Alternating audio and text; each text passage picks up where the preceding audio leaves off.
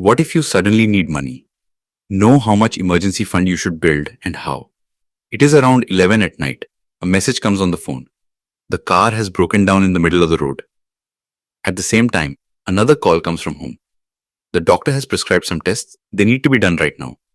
And what if, in the middle of all this, a mail arrives from the company saying that from next month, the job will no longer be there? This is where the fear begins. Because difficult times never come by checking the calendar. They come without warning, and the first thing they expose is the truth of our bank balance. And this is where the curiosity begins.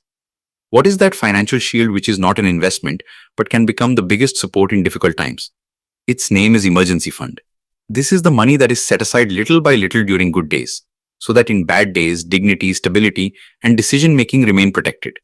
The Consumer Financial Protection Bureau considers an emergency fund to be a cash reserve kept separately for unplanned expenses or financial emergencies, such as medical bills, car repair, home repair, or loss of income. Most of us, the moment we hear financial planning, start thinking about investments, mutual funds, SIPs, retirement corpus, tax saving, and wealth creation. But the first rule of financial life is not growing wealth, but surviving financial shocks. If you do not have an emergency fund, then even a small problem can cause major financial damage. You may be forced to take credit card debt, take a personal loan, or break a long-term investment at the wrong time. Both Vanguard and Fidelity say the same thing, that having an emergency fund reduces the need to take high-interest debt during unexpected expenses, and it also saves you from breaking long-term goals midway. In other words, an emergency fund is not a tool to make money, but a tool to protect yourself from financial breakdown. This is where one very important difference must be understood. An emergency fund and an investment fund are not the same thing. The job of an investment is long-term growth. It may involve risk, market fluctuation, and a long-time horizon. But the job of an emergency fund is the opposite: to keep capital safe, provide quick access, and remain available in times of stress. That is why an emergency fund should not be treated as money that can be put into the stock market or parked in a place from where it becomes difficult to withdraw when needed. Fidelity clearly says that an emergency fund should be kept in a type of account that preserves liquidity and can also give some interest. That is why the emergency fund should not be seen as a return machine, but as rescue money. Now comes the biggest question: how much emergency fund should there be? This is where the most common rule comes up: at least 3 to 6 months of essential expenses. Fidelity, Vanguard, Investopedia, and 𝐼𝐶𝐚 all broadly suggest this same range. According to Vanguard, for an income shock such as job loss or reduction in income, 3 to 6 months worth of expenses is a practical starting point. 𝐼𝐶𝐚's emergency fund guide also describes 3 to 6 months of household expenses as a common recommendation, and in the post-COVID context, for some people even a buffer of 6 to 12 months is considered useful. So if your job is stable, your income is predictable, and you have fewer dependents, then 3 to 6 months is often considered fine. But if you are a freelancer, self-employed, a single earner, dependent on commission-based income, facing higher medical risk, or carrying heavy family responsibilities, then a target of 6 to 12 months may be a wiser one. But here, many people make one mistake. They simply multiply their salary by 3 or 6, whereas an emergency fund is built not according to salary, but according to essential monthly expenses. Suppose your monthly income is 70,000, but your essential expenses are 38,000. Then it is more practical to think of the emergency fund as 38,000 x 6, not 70,000 x 6. Essential expenses will include only those things without which running the household would become difficult: house rent or home loan EMI, groceries, electricity, water, internet, basic mobile bill, insurance premium, children's fees, medicines, transportation, and necessary family support. 𝐟𝐨𝐥𝐥𝐨𝐰's investor education material emphasizes budgeting and building an emergency fund and advises prioritizing expenses and covering basic needs first. The same principle applies while calculating the emergency fund. So how should the calculation be done? First, write down on a piece of paper or in your phone notes what your household's mandatory monthly expenses are. For example, rent 12,000, groceries 8,000, EMI 10,000, electricity, water, internet 3,000, insurance 2,500, children's fees 4,500, travel 3,000, medicines 2,000. Add all of these. Suppose the total comes to 45,000. If your job is relatively stable, then 45,000 x 6 equals 2.7 lakh can be considered a strong emergency fund target. If your income is uncertain, then taking this same target to 45,000 x 9 or x the 12th off may be better.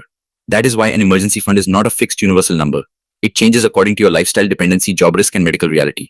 Both Vanguard and 𝐼𝐶𝐚 believe that the right amount can be different for every person and the savings goal should be situation specific. Now a practical question: does the emergency fund have to be built all at once? Absolutely not. The truth is that very few people can set aside 2 lakh, 3 lakh or 5 lakh in one go.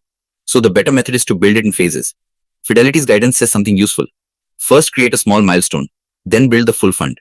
In the US context, it talks about an initial amount like $1,000, but in India, you can adjust this according to yourself.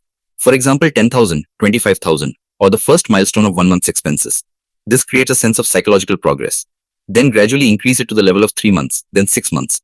An emergency fund is a marathon, not a sprint. Suppose your monthly essential expenses are 25,000.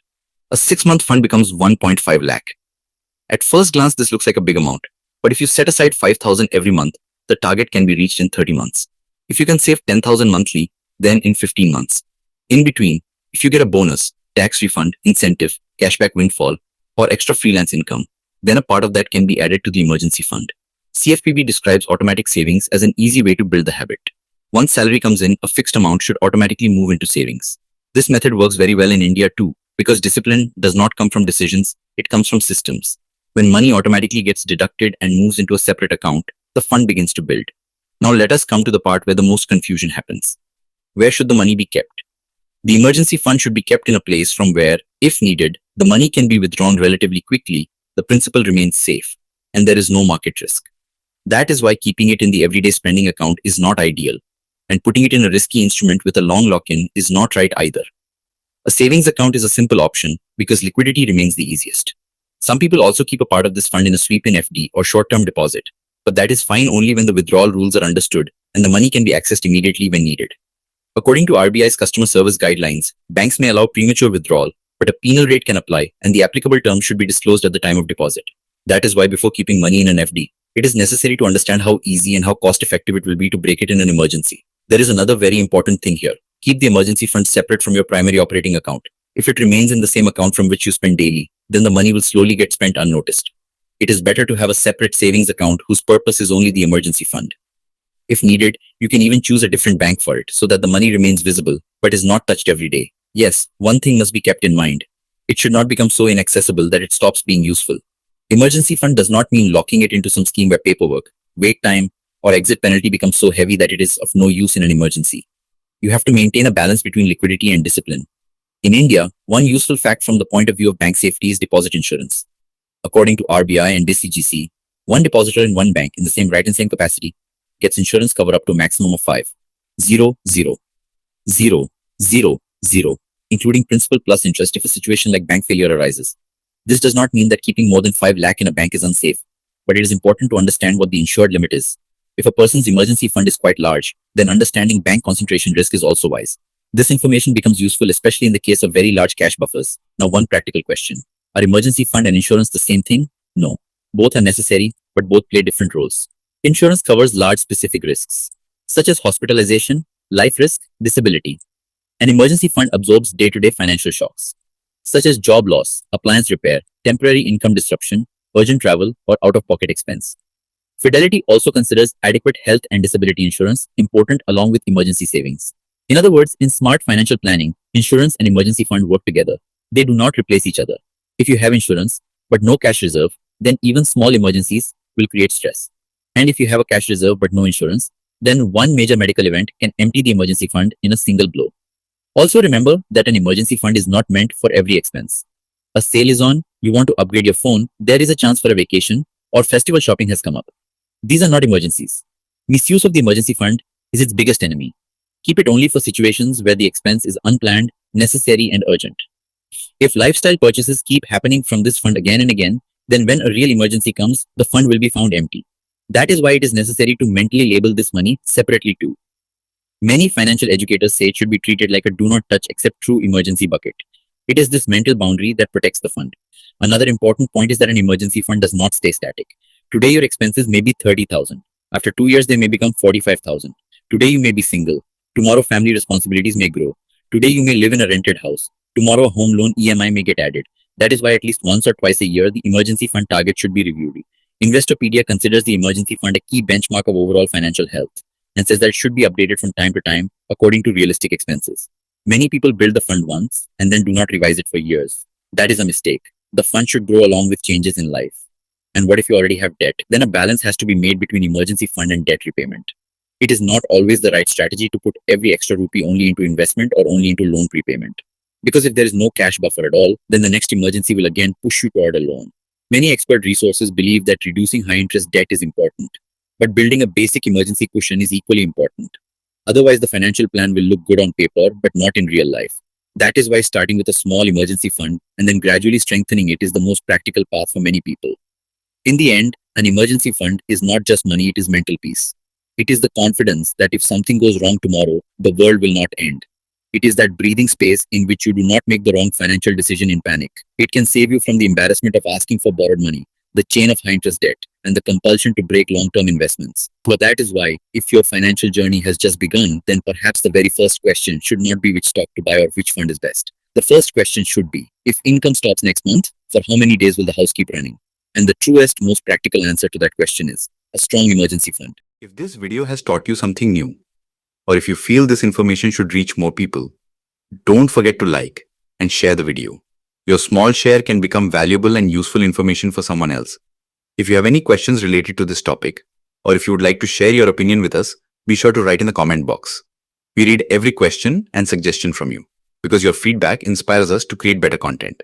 And if you want to keep receiving such interesting and reliable information about business, the economy, and the world in the future, then don't forget to subscribe to our channel GRT Business and also press the bell icon so that you get notifications of every new video directly. At GRT Business, we always strive to provide you with accurate, balanced, and reliable information. Our news and analysis are prepared based on information obtained from various news agencies, public sources, and public opinion. We make every effort to verify and validate each fact as much as possible.